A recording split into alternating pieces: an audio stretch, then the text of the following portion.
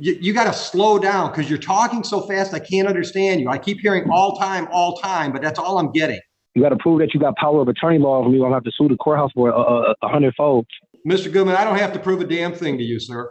If you're here on the, you got to prove that you got that you got power of attorney law over me. My name is not those capital letters, so I'm an Israelite from the 12 tribes. So what I'm saying is I'm representing myself. That's all that needs to be said. I'm a human being. I'm a living man. I'm a living being. I'm not no cargo. I'm not none of that.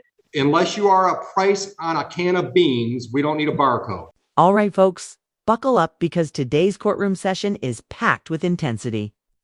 Judge Oakley is back on the bench, and let's just say he's not here to play games. This time, he's face-to-face with yet another self-proclaimed sovereign. Citizen and true to form, the judge doesn't miss a beat in shutting him down. Now, here's where things really heat up. The defendant isn't just making bizarre. Legal claims he's actually in court today for a serious charge involving an alleged assault on his girlfriend. Instead of addressing the matter head-on, he's trying to derail the entire hearing with his usual sovereign citizen tactics and off-the-wall arguments. You'd think by now they'd realize that doesn't work, but nope, the performance continues. Judge Oakley, as always, keeps his cool while delivering truth bombs with precision. Honestly, few judges can handle this type of courtroom chaos as smoothly as he does. The man is unshakable and his patience has limits, but when it breaks, it's courtroom gold. So as you're watching, tell me, how would you rate this, guys? Courtroom logic, because something tells me it's not exactly award-winning. Let's get into it and watch this chaotic hearing unfold. Step by step. Mr. Bowditch, are you ready on Goodman? Well, Your Honor, I spoke with Mr. Goodman. Mr. Goodman asked me to tell you that the prosecutor in this case has no power of attorney over him. He's an Israelite. There's no grounds under the bar code this matter should be dismissed. I believe he may want to represent himself. You may ask for some clarification if you talk to Mr. Goodman, but that's what he told me to tell you. Thank you. Mr. Goodman, are you requesting that you represent yourself on this matter? You're muted, Mr. Goodman. What I'm saying is nobody has power of attorney law over me through the barcode. I'm the beneficiary. My name is not those capital letters, so I'm an Israelite from the 12 tribes. So what I'm saying is I'm representing myself. That's all that needs to be said, because that's what the law is. I got common law jurisdiction. It's a non-violent crime. So I push for it to be dismissed under the barcode. Well, it's not going to be dismissed today. So simple question. Are you representing yourself from this point forward? Yes or no? Yes, I'm counseling myself. All right. Mr. Bowditch, you're out. Thank you. Thank you, Your Honor. I said, are you planning on filing a motion or would you like to set this case for trial? I'm planning on filing a motion to dismissal because there's no grounds or no standing over my case because nobody has power of attorney law to hear me, to even take this process even further. You got to prove that first. You got to prove that you got power of attorney law over me to hear this matter. Okay, I'm an Israelite. What you're saying, but you don't know what you're talking about. I do know what I'm talking about. You don't have power of attorney law. The prosecutor don't have power of attorney law. You don't have power of attorney law. It's under the barcode. Mr. Goodman, please do not interrupt me. I'm trying to be polite. Okay, it's under the barcode though. This is what you signed up to do. You're a public servant. So right, unless you are a price on a can of beans, we don't need a barcode. Yes, I am. I'm a human being. I'm not a deity. I'm a human being. I'm a living man. I'm a living being. I'm not no cargo. I'm not none of that. It's under the barcode. Okay. This is the real law. Come here. You have no standing or no ground. Mr. Goodman, I'm going to give you a date for your motion. I'm only here to threaten cohesion. Pardon me? I want all my rights intact to me at all times. Do you agree? So get this guy wants to keep every single one of his rights intact, including the ones that don't actually exist. Yep, he's out here demanding what he calls the right to drive without a license. Let's be real, that's not how the legal system works. Driving is a regulated privilege, not an automatic right. And anyone who's ever read a driver's handbook knows that. But it gets even more unusual. Midway through the hearing, he suddenly claims to be an Israelite. Now, correct me if I'm wrong, but that feels like a sudden and suspicious shift, almost like he's trying to rebrand himself to avoid being called what he really is, a sovereign citizen.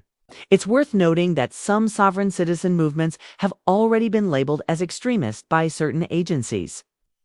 So this new identity might just be his way of dodging that reputation. To the average viewer, it looks less like a genuine belief system and more like an effort to slip through the cracks. It's like he's trying to swap costumes mid-play, hoping the court won't notice he's still reading from the same script. But hey, maybe I'm being too skeptical. What do you think?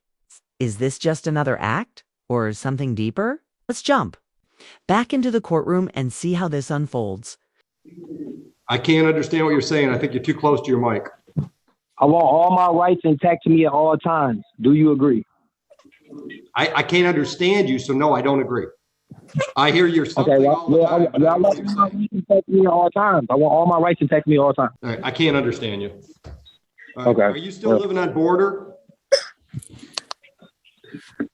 Are you still living on border? Mr. Goodman, are you still living on border? Ashley, keep yourself muted, please. Your child keeps crying. Thank you. No, I live somewhere else. I moved. All right, can you give me that address, please? I stay at hotel rooms from time to time because I don't have no house right now. So I've been staying in hotel rooms. Geographically, where are you at today? Detroit, Michigan. All right. So my next pretrial date is when, Heather? It is March 8th.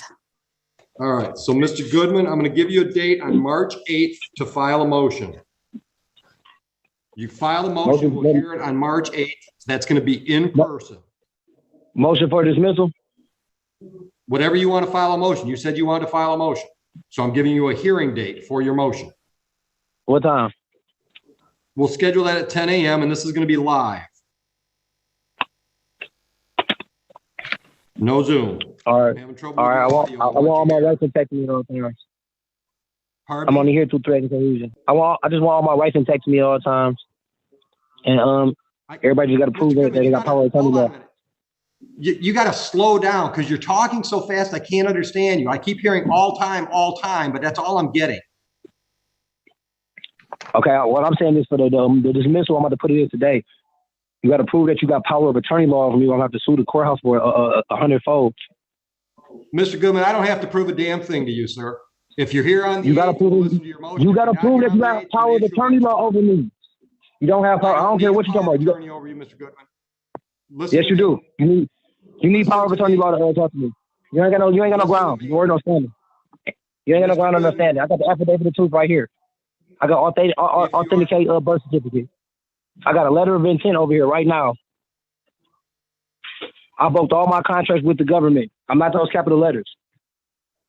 I'm with the 12 tribes of Israel. My name is Israel. I'm an Israelite. I'm with the 12 tribes of Israel. You don't got no power of attorney law over me.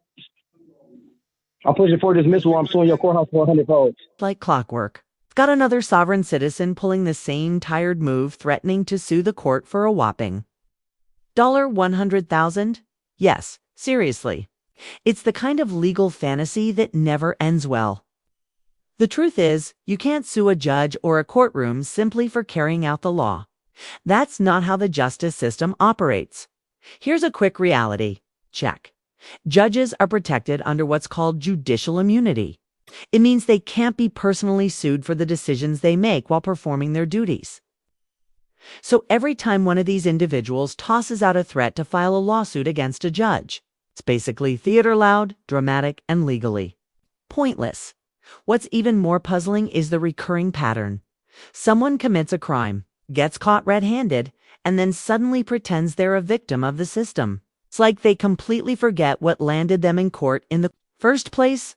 That level of disconnect is genuinely troubling, not just for the court, but for the broader picture of public awareness and civic responsibility. And here's the kicker. The very next hearing, this guy's not even in the courtroom. He's behind bars because he failed to show up to his own scheduled appearance. It's a perfect storm of denial, poor planning, and a complete lack of understanding of how consequences work. Stick around. What happens next might just leave you shaking your head. Try it again, counsel. I'm sorry. Good morning, Your Honor. Patricia Mandrack for the people, P84088. All right. And Mr. Goodman, can you hear us okay? Yes, sir. All right. And Ms. Murphy, what are we doing on these files? Judge, it's my understanding that Mr. Goodman has an appointment at the Forensic Center on January 31st. As Your Honor knows, he has pending cases in Frank Murphy. He went before Judge Michael Callahan yesterday. He was, his bond was reinstated with a tether. I believe Your Honor has put a 250, 10% bond on Mr. Goodman. You know, Your Honor, that I'm going to ask you to reduce that bond to something affordable. All right. So I've got two files. One file's got that 250, 10% with a GPS tether. That would be the February 5, 2022 incident date. And then the other file, which is the misdemeanor file from May 10, 2019, he's just on a personal on that one with a GPS tether. Right. And you know, Your Honor, that I don't represent him on the DV. Right, right. But he finally does have a date for a forensic exam? Yes, Judge. Okay. All right. So you just want to adjourn the PCC? Yes, Judge. And ask for a reduction in bond. Thank you. And Mr. Goodman, have you talked to an attorney on the domestic violence case, or are you representing yourself on that one? I have nobody to represent me. I think it was Langford or something was supposed to be my attorney. I'm not sure how it went south. Okay. All right, counsel, go ahead and make your bond argument. But before you do, just so we're all on the same page, my notes say it's $25,000, 10%, no contact with complaining victim, and GPS tether. Is that your understanding? So, Judge, I thought it was 250,000, 10%, 25,000. I don't know what I just said, but oh. My file says 250. What? Yeah, 250,000, 10%. Correct. So, Judge, I mean, obviously that's unaffordable. Mr. Goodman is not a man of means. Honestly, one look at this guy and you'd never guess. He's ready to take on a legal battle. He doesn't exactly scream prepared for court. If I had to guess, his savings probably amount to a couple bucks and maybe a piece of leftover candy in a dusty old jar. But what's even more telling? The fact that not even public defenders want to represent him. Now keep in mind, public defenders are legally obligated to take on cases for people who can't afford their own attorney. That's part of the justice system. But there are exceptions. If there's a major conflict of interest, or if the defendant is so difficult and uncooperative that it disrupts the entire legal process. Even court-appointed lawyers are allowed to step away.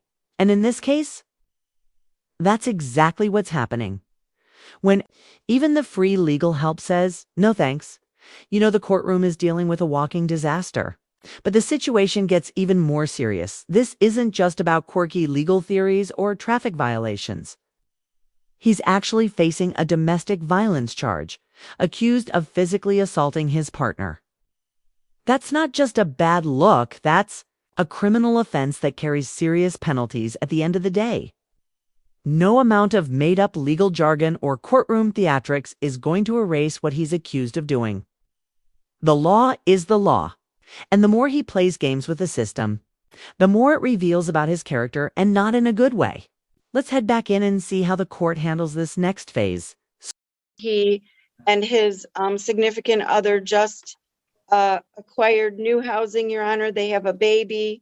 Mr. Goodman needs to be there to assist with childcare responsibilities because both of them were working before Mr. Goodman was taken into custody. I know we've had some issues, Your Honor, with appearing in court. Mr. Goodman has had transportation issues with respect to getting to the forensic center, and that was his issue, Judge. The tether violation was simply a malfunction of equipment. So I would ask Your Honor to, and since they do not have means, Your Honor, I would ask Your Honor to reduce I'm asking, Your Honor, for a personal with the tether. Response. Um, And counsel, you don't have to jump up to talk to me. I know it's instinctive, but it's okay if you don't. Thank you, Your Honor. It is instinctive. Your Honor, in this case, he is before us for a misdemeanor DV. I understand he does have some pending felonies. I understand he's on a GPS tether for the felonies. I believe at this time, the most important thing is that he remain on, or that if he is released, he remains on a GPS tether. So in this case, I would not object to a personal bond. All right.